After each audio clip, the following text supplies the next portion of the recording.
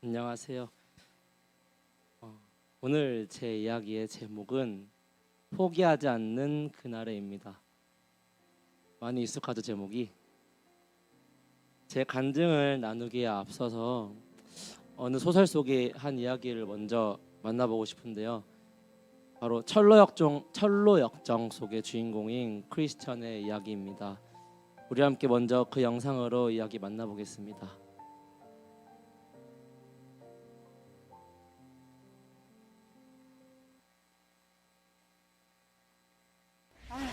가면 갈수록 힘드네. This is all my fault. We've 여기 또 discussed 다시 so 뭔가 many times. 힘들어졌어요. I don't think I can take this much longer. What? You're still alive? Why didn't you do yourselves in? And now you've got me very up. 갑자기 쓰러져 왜? 뭐야? Why didn't she just kill us? Just get it over with. Look, up there near the ceiling. What do you see? Desperatio. The castle of despair. 절망의 성. 절망? 절망의 성에 갇히는데 이게 그 어떻게 절망이 이게 우리를 이제 죽이려고 왔다가 죽이지 못하고 쓰러지네요. 아니 근데 이게 예. 저 길을 크리스천이 잘못 들어서 네. 그러고 그 다우팅 캐슬 의심의 성 혹은 절망의 성 그렇게 불리워지는데 갇혀요. 그걸 다스리고 있는 자가 자이언트 데스페어 그래서 절망의 거인, 절망의 아까 본 그 절망의 거인이 그 크리스찬을 사로잡은 것이지. 거기에 한동안 갇혀 있게 돼요. 그러면서 위협하기를 여기서 살아나간 사람은 없다. 여기서 계속 고통을 받던가 아니면 고통받는 게 너무 싫으면 스스로 자살하라, 죽어라. 그렇게 위협하고 있는 장면이에요. 네. 그래서 정말 자살을 생각해요. 이건 크리스찬들도 때때로 인생을 살면서 자살을 생각할 수 있는 그런 순간이 올 수 있다라는 중요한 레슨이죠. 네. 그러나 함께 동료가 있었는데 그 소망이라는 동료와 함께 기도를 시작해요. 그럴 때 갑자기 자기가 가슴에 간직한 열쇠가 있었다는 것을 깨닫게 돼요. 그 열쇠가 약속이라는 열쇠예요. 그 열쇠로 딱 열어보니까 그 절망의 감옥이 열려요. 그래서 우리가 어떤 경우에도 하나님이 약속한 피할 길이 있다, 살 길이 있다 라는 중요한 레슨을 보여주고 있는 장면이에요. 선생님 저희 주변에도 지금 뭐 이렇게 삶을 포기하고 싶은 주변인들에게 저희가 어떻게 좀 요즘 예, 우울증 되게 굉장히 많아요. 많잖아요, 예. 현대인들이.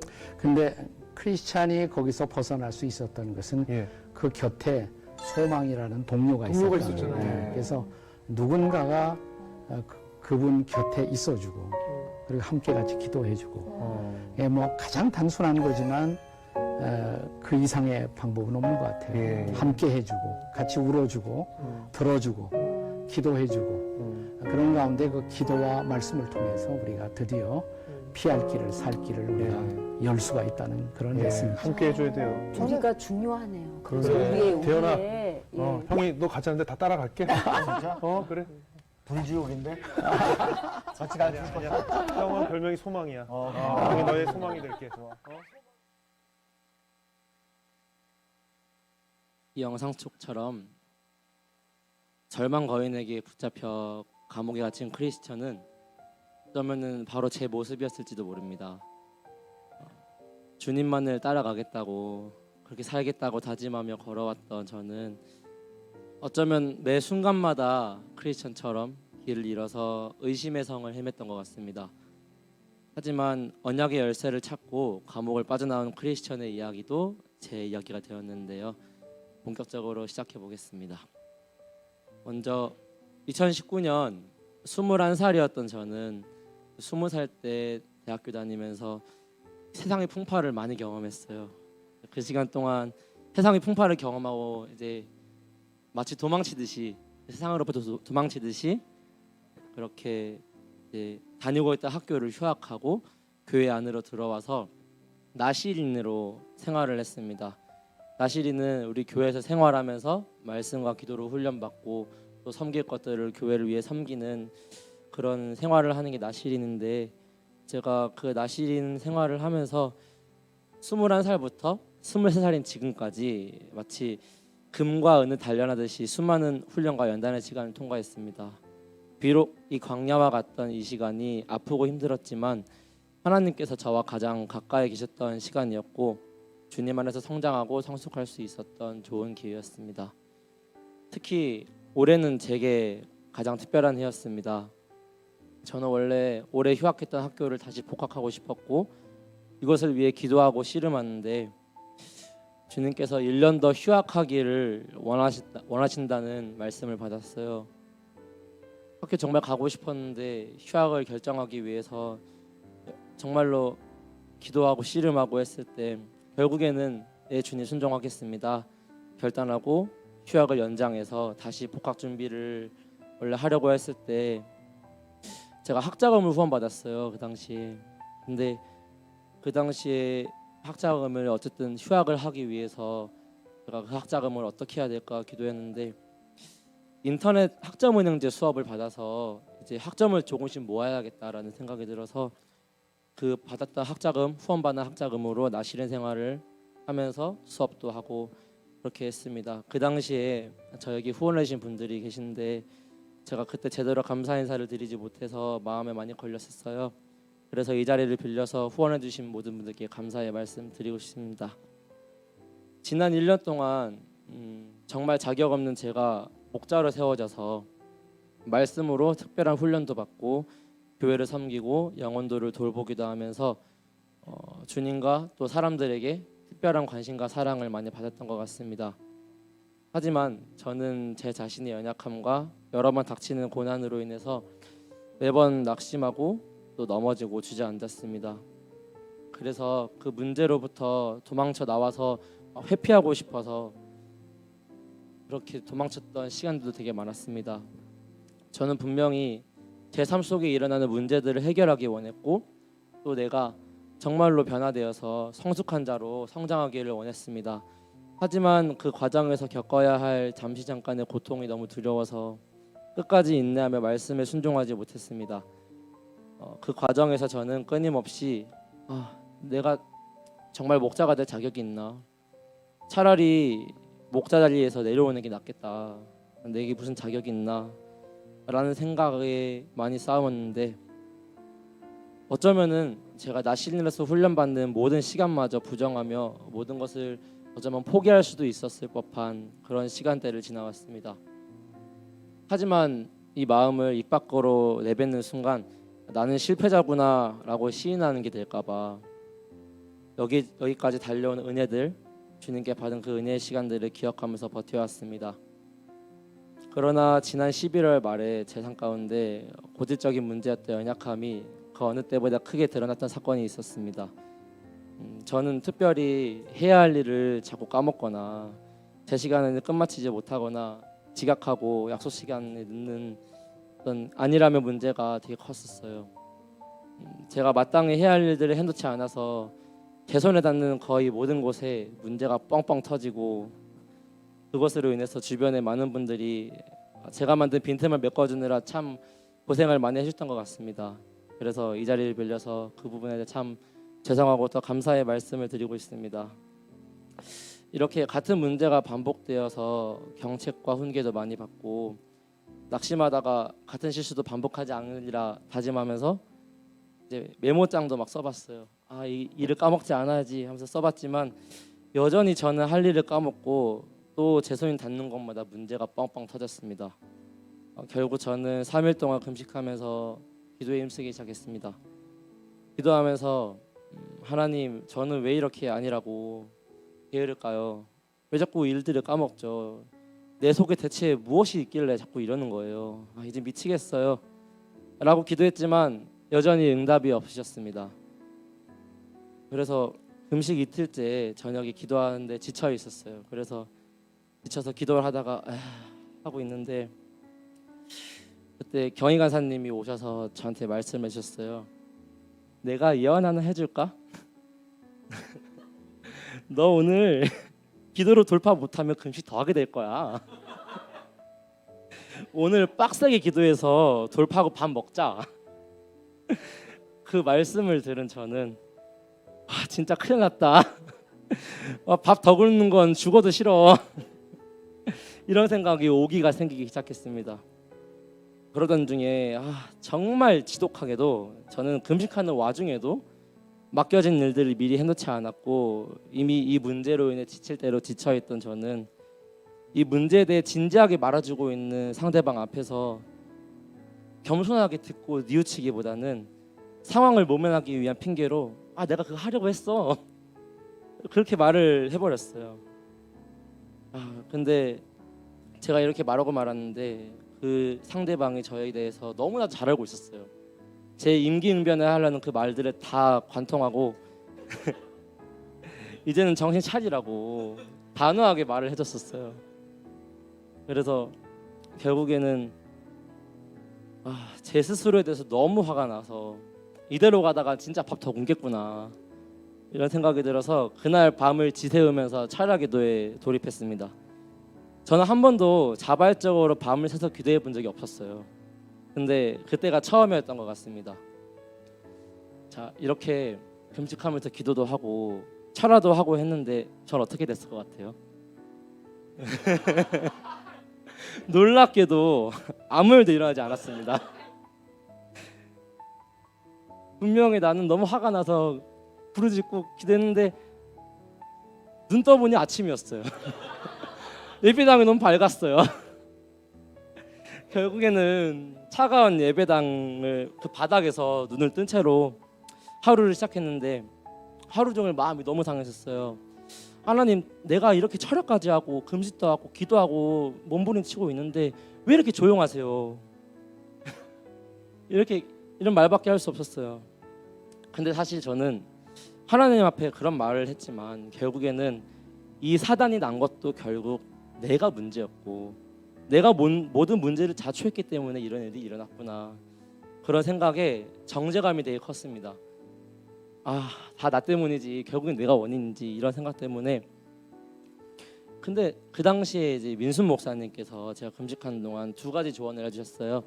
첫 번째는 이 모든 상황 가운데 연약했던 내 자신을 용서해라. 두 번째는 내 연약함으로 인해 힘들었던 지체들에게 찾아가서 용서를 구하고 화해해야 된다. 예수님 말씀에 분명히 제사를 드리기 위해 예물을 준비하러 가다가 만약에 형제와 싸웠던 게 생각나거든, 얼른 가서 화해해라. 그 제물들 내려놓고 화해해라. 이 말씀을 하셨기 때문에 저는 그 금식 마지막 날, 그날이 마지막 날이었어요. 그날 금요일 오전에 목자 모임이 있었어요. 우리 목자 형나들과 윤정돈 도사님과 같이 일주일의 삶을 나누는 그런 모임을 가졌는데 저는 그 나눔 시간에 지금까지 있었던 일들에 대한 상한 마음들을 다 나눴어요. 내가 아무리 기도하고 금식해도 하나님 너무 조용하셨다. 근데 내가 당신들에게 너무 미안해요. 내가 너무 연약해서 내 안일함과 나의 자꾸 까먹는 습관으로 인해서 여러분들이 너무 상처를 받으셨고 내가 이것에 대해 정중하게 용서를 구합니다. 용서해 주세요. 이렇게 구했어요. 한 사람 한 사람. 그래서 저에게 용서를 선포해 줬어요. 너를 용서해. 너를 용서해. 앞으로 잘하자. 이 얘기를 했을 때 이 말들을 듣는 순간 저는 제 자신을 향해 있던 정죄감, 나 자신을 향해 쏘고 있던 정죄의 화살들까지 모두 뽑히고 자유하게 되는 느낌을 받았습니다. 그 순간부터 하나님은 일하기 시작하셨습니다. 그날 저녁 금요 예배가 있어서 그 시간에 이제 설교를 듣는데 이제 목사님께서 우리 가운데 신앙의 본질을 회복해야 됩니다. 우리가 어떤 기도 돌파를 위해서, 기도 응답을 위해서 거기에만 목매여 있다가 어떤 정말 나를 사랑하셔서 그 아들 예수님까지 내어주실 그 사랑을 우리가 놓칠 수가 있다고, 그 말씀을 듣는 순간에 이게 진짜 내 말씀이구나. 내가 금식하는 시간 동안 하나님 응답 주세요, 돌파 주세요, 이것만을 바라다가 주님 그 사랑, 그 깊은 사랑, 완전한 사랑을 내가 놓쳤구나. 이거를 발견한 순간 제가 완전 무너졌습니다. 주님 앞에 이렇게 고백할 수밖에 없었어요. 예, 주님, 저는 정말 아무것도 아닙니다. 저는 어떻게 해도 넘어질 수밖에 없는 연약한 자예요. 하나님 도와주세요 라고 고백하며 나아갔을 때 한 성경 말씀이 떠올랐습니다. 로마서 9장 16절과 18절에 보면은 그런즉 원하는 자로 말미암도 아니요 다른 박질하는 자로 말미암도 아니요 오직 긍휼히 여기시는 하나님으로 말미암음이니라. 그런즉 하나님께서 하고자 하시는 자를 긍휼히 여기시고 하고자 하시는 자를 완악하게 하시느니라. 이 말씀을 받았는데 제가 이 말씀처럼 금식하는 동안 하나님 응답 주세요, 돌파 주세요라고 기도했지만 결국에 가장 중요한 건 주님의 은혜가 아니면 내 힘으로는 아무것도 할 수 없구나, 이거를 깊이 깨닫게 됐습니다.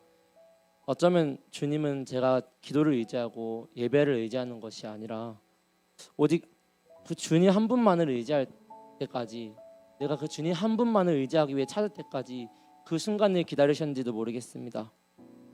예배가 끝나고 민수 목사님께 찾아가 기도를 받았어요. 이제 금식 끝났으니까 이제 피드백을 받아봐야겠죠. 처음에 하셨던 말씀이 아들아 내가 너의 기도를 들었다 두려워하지 말아였습니다. 이 말씀을 듣는 순간 저는 예스, 금식 끝났다, 야 좋다, 감사합니다, 아멘 이러면서 말씀을 들었어요. 듣는데 제가 이번 금식을 통해 믿음을 배울 수 있었다고 말씀하셨습니다. 실제로 저는 그 금식 시간을 지나오면서 이전과는 달리 기도할수록 정말 예수님께로 기도할수록 주님의 사랑 가운데로 점점 깊이 들어가서 제 삶 가운데 풀어내기 원하시는 하나님의 뜻을 배우고 말씀의 방식을 차근차근 배우고 있습니다.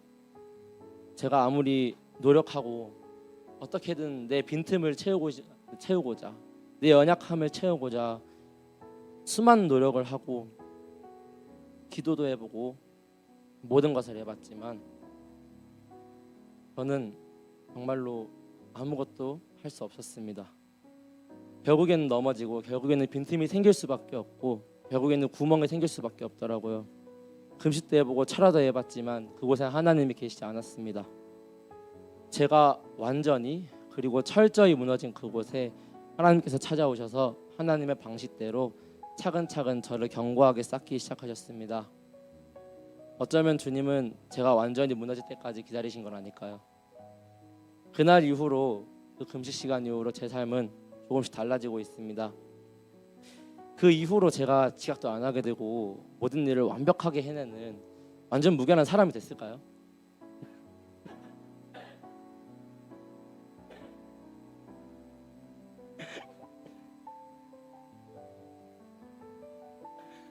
아니요, 저는 전혀 바뀌지 않았어요.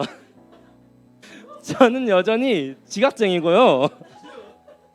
불과 며칠 전에도 할 일을 다 못하고 까먹어서 애먹었어요. 하지만 저는 이제 이런 모습 때문에 낙심하지 않아요. 주저앉지 않아요. 그 상황을 모면하기 위해 핑계대지 않아요. 저는 여전히 부족하고 연약해요. 난 너무 나약해요. 아직 갈 길이 너무 먼 것 같아요. 하지만 포기하지 않고 싶어요. 하나님 앞에 나아가서 겸손하게 내 연약함을 인정할수록 한 걸음 한 걸음 주님이 저를 변화시켜 가시는 것 같아요.